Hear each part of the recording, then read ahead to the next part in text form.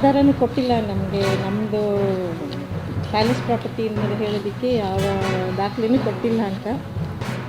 ನೀವು ಇದನ್ನು ಯಾರು ಒಬ್ಬರು ನೋಡಿದ್ರೆ ಇದು ಮಾಡ್ಕೋಬೋದು. ನಾನು 2014ನೇ ಇಸ್ವಿನಲ್ಲೇ ಬರೆದು ಎಲ್ಲ ಡಿಪಾರ್ಟ್ಮೆಂಟಿಂದನೂ ಟೇಕನ್ ಎಕ್ನಾಲಜ್ಮೆಂಟ್ ಎಲ್ಲ ಆಫೀಸಸ್ಗೂ, including principal secretary, revenue, Chamarajanagar DC,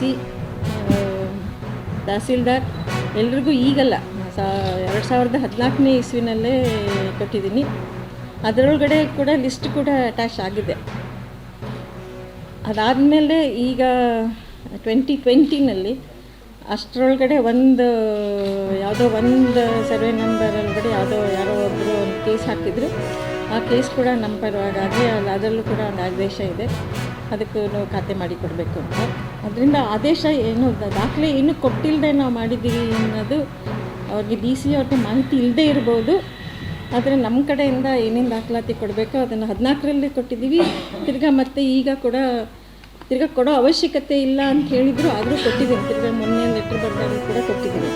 ಆದರೆ ನಮ್ಮ ಕಡೆಯಿಂದ ನಾನು ಆಶ್ವಾಸನೆ ಕೊಡಬೇಕಾದ್ರೆ ಅವ್ರ ಗ್ರಾಮಸ್ಥರು ಖಂಡಿತ ಆತಂಕ ಪಡೋ ಅವಶ್ಯಕತೆ ಇಲ್ಲ. ಅವ್ರು ಆ ಥರ ಏನಾದ್ರು ಇದ್ದರೆ ನಮ್ಮ ಹತ್ರ ನೇರ ಸಂಪರ್ಕ ಮಾಡ್ಬೋದು. ನಮ್ಮ ಆಫೀಸ್ ಇದೆ. ಅವ್ರಿಗೇನಾದರೂ ಆ ಥರ ಆತಂಕ ಇದ್ದರೂ ಕೂಡ ಮಾಡ್ಬೋದು. ಬಟ್ ನಾನು ನಿಮ್ಮ ಮುಖಾಂತರ, ನಮ್ಮ ಇದ್ರ ಮುಖಾಂತರ ಅವ್ರ ಆತಂಕ ಪಡೋ ಅವಶ್ಯಕತೆ ಇಲ್ಲ.